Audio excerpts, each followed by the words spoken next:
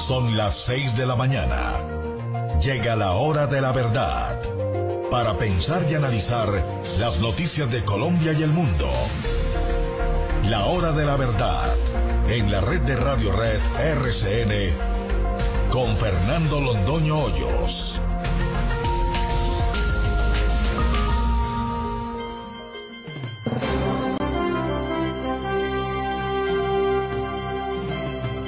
Muy buenos días. Hoy es el lunes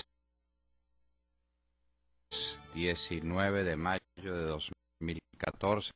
Son las 6 de la mañana. Esta es la hora de la verdad. Y estos son temas y asuntos que trataremos en la grata compañía de ustedes durante las próximas horas. Las últimas encuestas antes de las elecciones, Inbamer, Gallup e Ipsos. Las dos coinciden. Gana Óscar Iván Zuluaga. A pesar de todas las conspiraciones, los complots, las jugadas sucias de estilo Rendón y estilo Santos, porque pues cada uno escoge el estilo que le parezca y que conviene a su propia alma. En las dos encuestas gana Óscar Iván Zuluaga. Tan lejos están Marta Lucía Ramírez y Clara López y Peñalosa, Enrique Peñalosa, que uno se pregunta en qué medida va a empezar a funcionar en esta última semana el voto útil. La gente quiere participar con el ganador, quiere que su voto sea determinante, y entonces hay muchos que no conservan la fe por alguna cosa que creen, sino que prefieren sumarse a lo que tenga posibilidades de éxito. Eso podría alterar, vamos a ver de qué manera y en qué intensidad, los resultados electorales, en perjuicio, por supuesto, de las candidaturas minoritarias, porque están tan lejos que es imposible que recuperen el camino.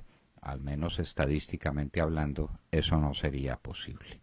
De todas maneras, la encuesta de verdad, la seria, la definitiva, es la del domingo entrante.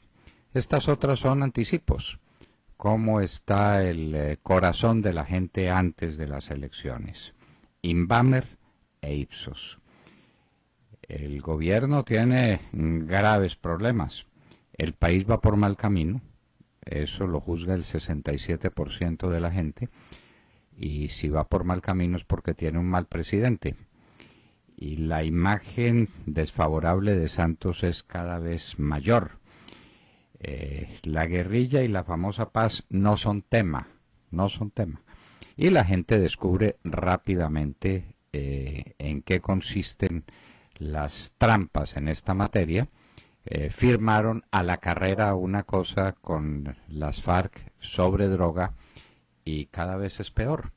La más grande lavandería del mundo fue la que convino el gobierno entre el señor Humberto de la Calle y Timochenko. Convinieron en que no pasaba nada sobre las fortunas gigantescas acumuladas por las FARC. Nadie las va a perseguir. Y nadie va a fumigar. Y nadie va a erradicar cultivos. Colombia será el paraíso de la droga. Fue lo que convinieron en Cuba, entregarle a las FARC a Colombia entera para que siembren coca, procesen coca y vendan cocaína al exterior. Eso fue todo. El gran problema de los colombianos, el empleo. El presidente Santos dice que eso ya quedó resuelto, que el desempleo es tan escaso en Colombia que no vale la pena el tema. No vale la pena. Es que los llamados empleos por cuenta propia y los llamados empleos por remuneración no son empleos. Son una trampa, un ardid del señor Perfetti, que parece que es mejor que el hombre de las barcazas en esa materia, más desvergonzado, y la gente siente que su inmensa necesidad es la de un empleo digno. Pero donde cae la industria y cae el campo, no puede haber empleos dignos para nadie. El acuerdo con los maestros. El gobierno dijo a todo que sí. Hay que aprovechar, es feria. Todo el que protesta tiene su feria. Ahora fueron los maestros, les van a subir los sueldos, no van a persistir en los exámenes para hacer los ascensos en los escalafones de los maestros. Les dijeron que sí a todo. ¿Cómo usa al fiscal para grabar al enemigo? Lo que hicieron con Oscar Iván Zuluaga es bien demostrativo de cómo está trabajando la campaña del presidente Santos. Está trabajando simplemente para destruir al enemigo, pero las armas son tan débiles y tan repugnantes que esto se le vino en contra suya. ¿Quién grabó al hacker en la conversación con Oscar Iván Zuluaga? La Fiscalía, sin duda. El fiscal es un grabador de conversaciones particulares y personales y no consigue nada con eso. ¿Qué tal que alguien grabara al señor fiscal general de la Nación con ciertos amigos que tiene? ¿Qué tal? Hablemos un poco de deportes, porque el Junior de Barranquilla picó adelante en el doble partido que tiene contra Atlético Nacional por la Liga Postobón. En España el Atleti fue campeón y en Buenos Aires el River se coronó campeón en el Monumental con 3 colombianos en la cancha. En el mundo internacional, AT&T compra DirecTV por la módica suma de 43.300 millones de dólares. El saldo final de la tragedia en la mina turca, más de 300 muertos. Crece violencia en Libia. Rebeldes milicianos contra fuerzas militares. 70 muertos en el fin de semana. China ordena evacuación de sus conciudadanos de Vietnam. Los están atacando, los están maltratando. China trata de protegerlos. Terrible incendio forestal en San Diego, California. Y puede venir lo peor.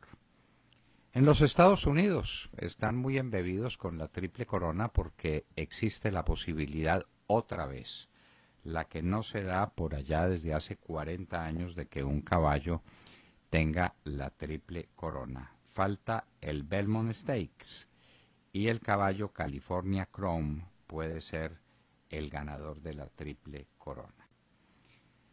Los países africanos le declaran la guerra a Boko Haram. Y uno se pregunta cuándo los países latinoamericanos le declararán la guerra a las FARC, que hace cosas bastante peores que las del Boko Haram. Los africanos por lo menos le declaran la guerra a estos terroristas. Los suizos rechazaron una proposición para poner el salario mínimo que sería el más alto del mundo y lo hicieron con el 76% de los votos. Los suizos son sensatos. Y en Hoy en la Historia recordaremos, siguiendo la línea que nos habíamos trazado de mirar lo que pasó después de la guerra europea, recordaremos cómo a comienzos de junio de 1947 Marshall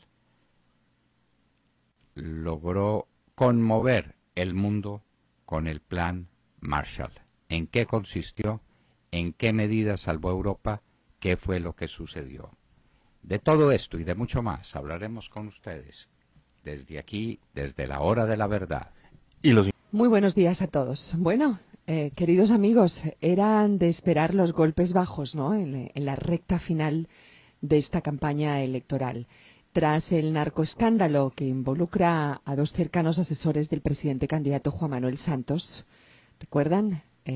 Chica y JJ Rendón, pues ahora contraatacan con un video en el que aparece Oscar Iván Zuluaga y Hoyos, el que llaman asesor espiritual, y el supuesto hacker, y yo insisto en lo de supuesto, ¿no?, hasta que se demuestre lo contrario, en lo que los medios de comunicación interpretan como un complot. Y que, bueno, yo vi el video, yo no sé ustedes si creen que se dijeron cosas tan graves. A mí me parece que no es más que una típica reunión en la que se habla de estrategias de campaña y del prontuario de los cabecillas de las FARC, para lo cual, dicho sea de paso, pues no hace falta ningún despliegue de inteligencia ni de tecnología informática, ¿no? Miren, entre otras cosas, preguntaban, ¿quién es Andrés París? ¿Qué ha hecho y qué no ha hecho? ¿Cuántas órdenes de captura tienen? ¿Cómo se comporta en la selva? Y hablaban de todo el historial desde el inicio de los diálogos al día de hoy, con todas las acciones militares en contra de la población civil que han realizado los terroristas, decía el supuesto hacker. También hablaban de Timochenko. Decían que había rumores de que estaba en la frontera con tuberculosis. En fin, la pregunta es, ¿cuál es el delito de este video? ¿Hablar mal del grupo narcoterrorista de las FARC? Pregunto, sacar el prontuario de sus cabecillas, un prontuario que todos conocemos y eso yo no veo que tenga ningún problema de espionaje, ¿no? ¿Eso es espiar a la mesa de negociaciones? ¿Preguntar por el prontuario? ¿Dónde están las muestras de espionaje a la mesa de negociaciones y las chuzadas al presidente de las que hablaron? ¿Quién grabó este video? Usted se lo preguntaba ahora al inicio, doctor Londoño, es una buena pregunta. ¿Por qué tanto ruido y tan pocas nueces? ¿Y qué intereses ocultos hay tras este video? ¿Quién infiltró a quién? Porque hay rodando una fotografía del supuesto hacker con el presidente candidato Juan Manuel Santos también. Entonces, ¿cómo es la cosa? Pregunto. ¿Cómo es la cosa ese video? ¿Quién lo toma, Montserrat? Esa es la gran pregunta. Ese es un video de la Fiscalía. La Fiscalía es la que, inclusive lo dijo, que eso había sido dentro de un proceso penal que tenía abierto.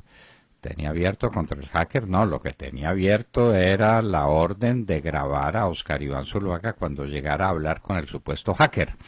Esa fue una trampa de la Fiscalía. Es el fiscal utilizando su investidura para hacer este tipo de cosas sencillamente repugnantes. Esto es repugnante. Y la gente lo está entendiendo así. La gente comprende que esto es suciedad pura.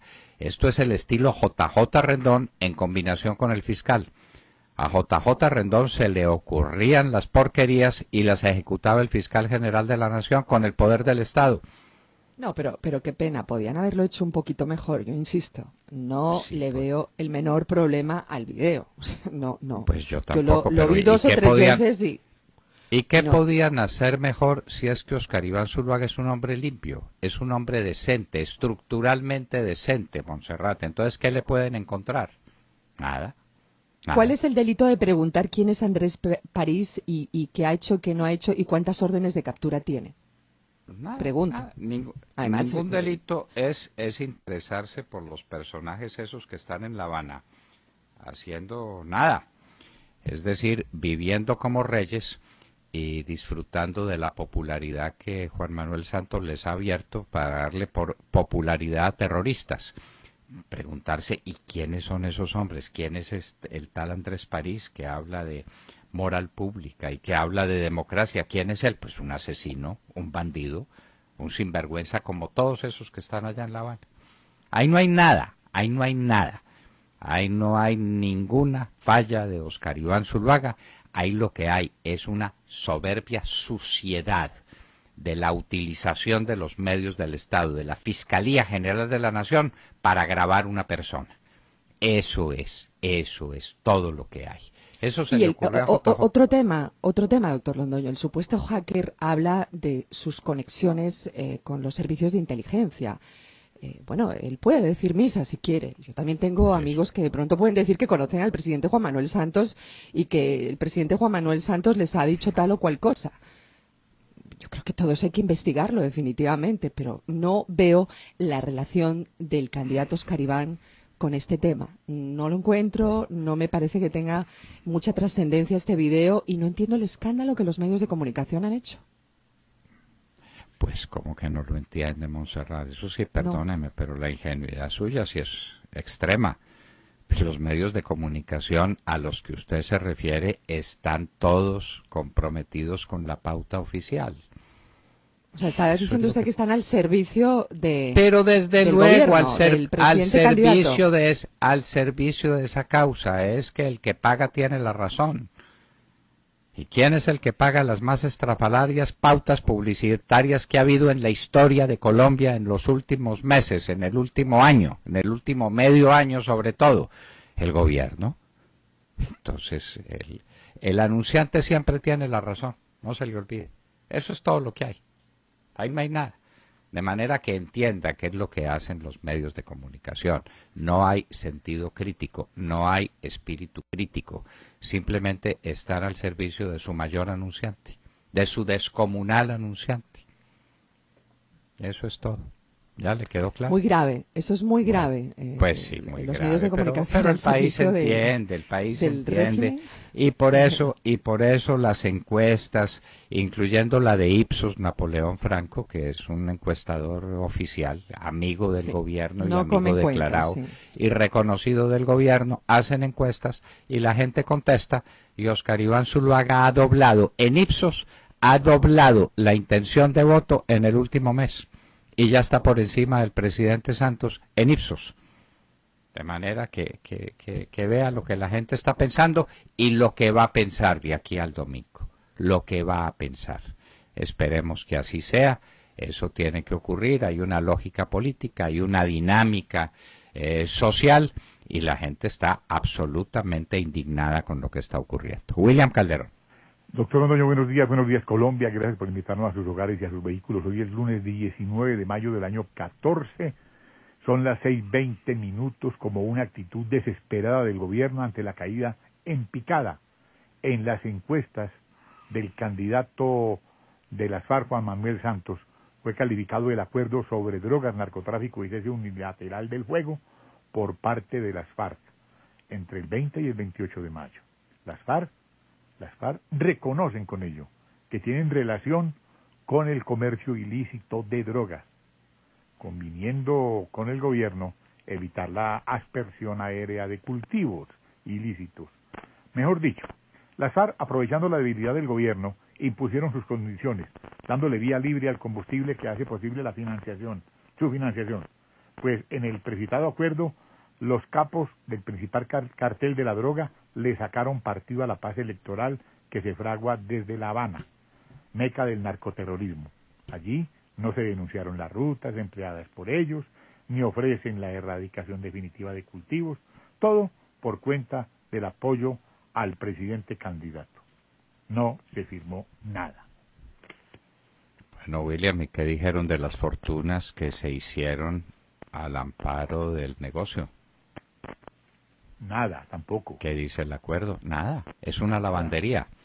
Es una lavandería. Y las FARC no tienen que devolver la plata que se robaron con el narcotráfico, que son billones de dólares, miles y miles de millones de dólares. No dicen una palabra.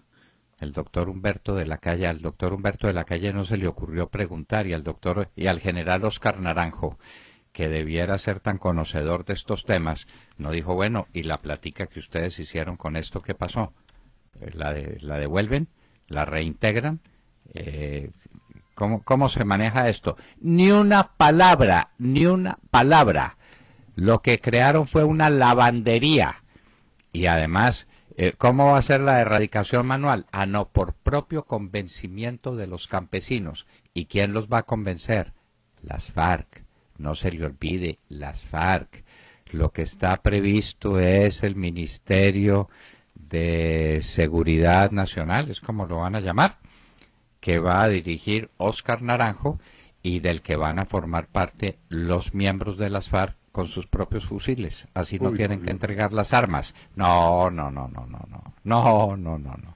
Y quieren pues que la gente crea que eso es la última maravilla. Jessica López. Hola, buenos días para todos. 6:23 en la mañana, un cordial y amable saludo para todos nuestros oyentes. Pues hoy vamos a iniciar esta semana laboral centrándonos en Venezuela, porque ayer, mientras el señor Nicolás Maduro se dedicó exclusivamente en horas de la tarde a precisar que el vecino país está en tiempos de revolución y por ello es preciso acelerar la construcción del socialismo, la Mesa de Unidad Democrática fue noticia en el mundo por cuenta de la anunciada reunión con los cancilleres de la UNASUR, que finalmente casualmente, para información de ustedes, tuvo lugar ayer en Caracas. Tuvo una duración aproximada de 3 horas y media y, como suele ocurrir con este tipo de diálogos, no dejó nada nuevo, ninguna novedad, ningún resultado efectivo que logre mermar los disturbios y el caos, por supuesto, que se vive en nuestro vecino país. No entendemos hoy por qué ayer salió el secretario de la Mesa de Unidad Democrática a decir que la reunión de ayer con los cancilleres de la UNASUR fue una reunión muy productiva. ¿Productiva?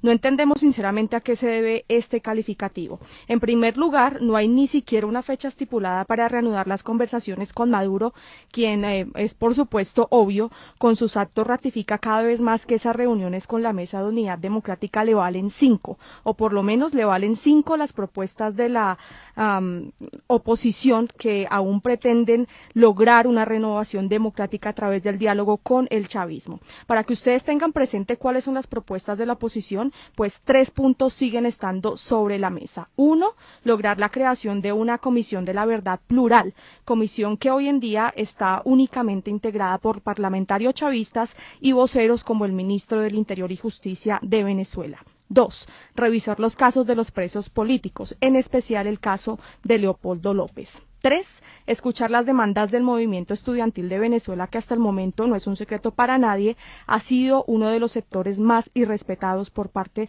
del gobierno de Nicolás Maduro. Conclusión de mi noticia: el diálogo está congelado en Venezuela. Este miércoles, la Mesa de Unidad Democrática ya lo anunció, se reunirá nuevamente con los cancilleres de la UNASUR a ver en qué paran estas famosas conversaciones. Y mientras eso se anuncia, Maduro advierte que esa es una mesa de diálogo, no de negociación. Esa es una mesa de diálogo sobre qué y qué es lo que resuelven ahí, y los problemas de Venezuela, en qué medida se tocan a fondo. El problema de la inseguridad, que es una cosa dramática, el problema del desabastecimiento, el problema de PDVSA, que arruinaron a PDVSA. ¿Dónde están tratados los grandes temas de Venezuela? En ninguna parte, pero ya está nuestra canciller figurando y acompañando a su amigo Nicolás Maduro. Esa es nuestra contribución a la paz de Venezuela. Le mandamos a la canciller para que les ayude allá. Sergio Gel. Doctor Londoño, muy buenos días para usted, para todos nuestros oyentes. Pues abrimos la semana hablando del gigantesco desfalco a la DIAN, del que el mismo director de dicha entidad, Juan Ricardo Ortega, dijo que alcanza los 2 billones de pesos. Una cifra verdaderamente escandalosa, una cifra impresionante que se presenta por cuenta de las actividades de una banda criminal al interior de la misma DIAN. Una banda que logró desfalcar a la entidad a través de las devoluciones de IVA, en una situación que hasta el momento deja 19 personas de la DIAN tras las rejas, funcionarios, y qué tristeza, funcionarios que llevaban 28 años en la DIAN, según dice Ortega, y ahora decepcionan a la sociedad que, hay que decirlo, había puesto en ellos la fe para el recaudo tributario, y menuda sorpresa, una sorpresa de 2 billones de pesos la que le dan al país. Pero la historia no termina ahí, doctor Londoño. Inclusive dentro de los capturados por el desfalco hay ex empleados de la Cámara de Comercio de Bogotá. Pero, según Ortega, la cosa va incluso más allá del fraude con las devoluciones de IVA en la DIAN. El funcionario afirmó en una entrevista con El Espectador que se detectaron operaciones ilícitas para lavar activos e incluso, oiga esto, para defraudar al CADIVI, al Sistema de Administración de Divisas de Venezuela. En cuanto al lavado de activos, hay que recalcar que Ortega fue enfático en su entrevista al denunciar que ese delito se está cometiendo con mucha intensidad a través de empresas criminales en algunos sectores de la economía, como el de la extracción de oro. Aquí habría que preguntarse cuánto están produciendo y lavando las FARC a través de esa actividad, del tema de la extracción de oro, de la que hasta el momento nada se ha dicho que conozca la opinión pública desde La Habana. Pero también denuncia Ortega que hay empresas ganaderas y el sector palmicultor que se están prestando para el lavado de activos. Con estas noticias de la DIAN y esa cifra, doctor Londoño, 2 billones de pesos en desfalcos a los recursos públicos, estamos saludando esta mañana de lunes. 2 billones de pesos. 2 billones de pesos es muchísimo dinero. Y lo que hay al interior de la DIAN son unas organizaciones siniestras de gente dedicada a comerse los recursos de los colombianos. Y a cada rato descubren una organización de esas y meten unas personas a la cárcel y después vuelve a aparecer otra. La corrupción al interior de la DIAN es una cosa descomunal y hay que reconocer que Ortega les ha hecho frente y que ha tratado de hacer alguna cosa, pero parece que es mayor la organización que cualquier capacidad que haya para enfrentarla. De manera pues que esa es la situación. Esa es la tristísima situación que tenemos en la DIAN. Se descubrió una nueva organización criminal que ha defraudado a la nación nada menos que en la suma colosal de 2 billones de pesos. Y pueden faltar cifras. Recuerde que empezaron hablando de 300.000 millones de pesos. Sí, señor. Que es mucho dinero.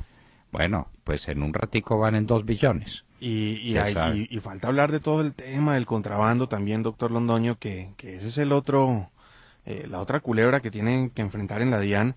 El tema del contrabando muy complicado y las denuncias de que a través del aeropuerto del Dorado pasa tanto contrabando, muy complicado. La pregunta es, bueno, si saben que por ahí está pasando, ¿qué están haciendo al respecto? Sí. Por no hablar de las tractomulas llenas de arroz, ¿no? Que ese es otro tema complicadísimo. Y de café, y de todo lo imaginable. No, este es un país que está en manos de la corrupción, como la gente lo dice. Pues es que no cabe duda ninguna, la gente lo dice. Muy bien. Alejandro Ramírez. Buenos días a los oyentes de la Hora de la Verdad. Hoy los saludamos con una terrible noticia. La imprudencia de un conductor de un bus de servicio público es la causa de la muerte de 31 niños calcinados por las llamas y 17 heridos con quemaduras graves en el barrio Altamira del municipio de Fundación, en Magdalena. Era el mediodía del domingo cuando 48 niños de sectores deprimidos del municipio de Fundación salían de la Iglesia Pentecostal Unida de Colombia cuando abordaron el bus contratado de manera rutinaria por los miembros de esa comunidad para transportarlos a sus hogares. A menos de 4 cuadras del lugar, en el barrio Altamira, el vehículo se prendió en llamas y explotó. Dicen testigos del incidente que la buseta se apagó repentinamente y su conductor intentó prenderlo mojando con gasolina el carburador. Una chispa generada al momento de darle arranque, al parecer hizo contacto con el combustible y se sintió una explosión. Seguidamente el fuego envolvió al carro. Los habitantes del barrio, impotentes por la magnitud de las llamas, escuchaban atónitos los gritos desesperados de los niños, quienes pedían auxilio, mientras observaban cómo el vehículo se consumía en llamas con ellos en el interior de la buseta. ¡Qué horror! ¡Qué horror!